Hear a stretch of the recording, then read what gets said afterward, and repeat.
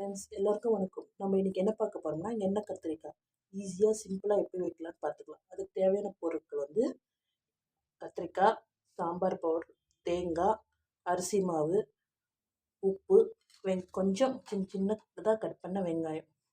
வாங்க நம்ம இதெல்லாம் ஃபஸ்ட்டு கிரைண்ட் பண்ணிக்கலாம்.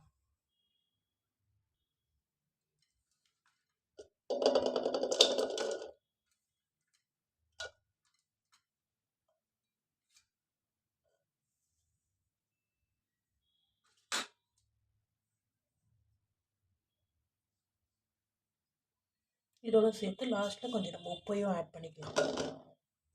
அது மட்டும் இல்லாமல் கொஞ்சம் தண்ணி ஊற்றிக்கலாம்.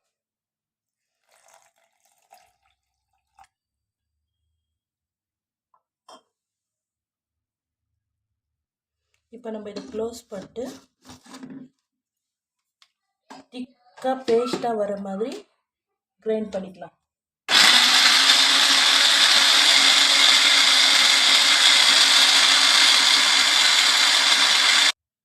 பாருங்கள், இந்த மாதிரி கன்சிஸ்டன்சியில் நம்மளுக்கு பேஸ்ட் பண்ணிக்கலாம். வாங்க நம்ம ஆரம்பிக்கலாம். ஃபஸ்ட்டு நம்ம குக்கரை எடுத்து வச்சுக்கலாம். அதுக்கப்புறம் ஸ்டவ் ஆன் பண்ணிக்கலாம். இப்போது ஒரு 4-5 ஸ்பூன் வர மாதிரி கொஞ்சம் நல்லா எண்ணெயை ஊற்றிக்கோங்க.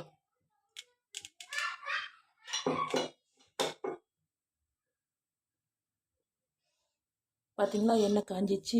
இந்த டைமில் நம்ம தேவையான ஒரு கடுகு, கொஞ்சம் கருவேப்பிலை, நம்ம சின்னதாக நறுக்கி வச்ச வெங்காயம் போட்டு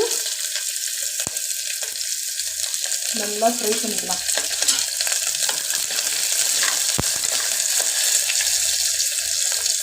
கொஞ்சம் வெங்காயம் ப்ரௌன் கலரில் வர மாதிரி நம்ம ஃப்ரை பண்ணிக்கலாம்.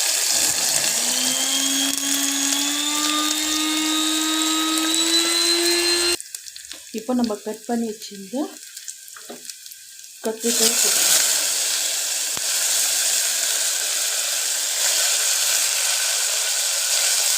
அதை ரொம்ப நல்லா மிக்ஸ் பண்ணிக்கிட்டு நம்ம அரைச்சி வச்ச பேஸ்ட்டையும் அதில் ஊற்றிக்கலாம். தேவைப்பட்டால் நம்ம கொஞ்சம் தண்ணியை கூட ஊற்றிக்கலாம். பாருங்கள், எனக்கு கொஞ்சம் திக்காக இருக்கிற மாதிரி இருக்குது, அதனால் நான் கொஞ்சம் தண்ணியை ஊற்றிக்கிறேன்.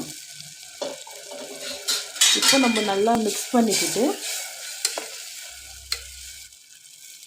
குக்கரை மூடி வச்சுட்டு ஒரு 2 to 3 விசில் வந்தோடனே ஆஃப் பண்ணிக்கலாம்.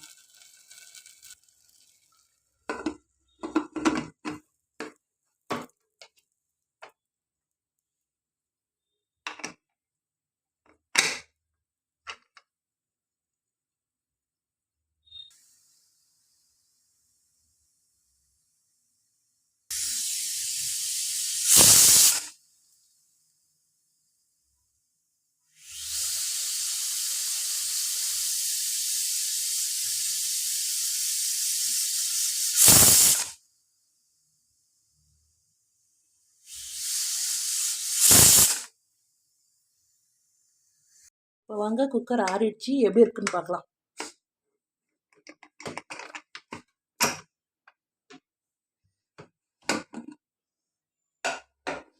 வாவ், சூப்பராக இருக்குது. வாசனை கூட கம்முன்னு இருக்கு பாருங்க.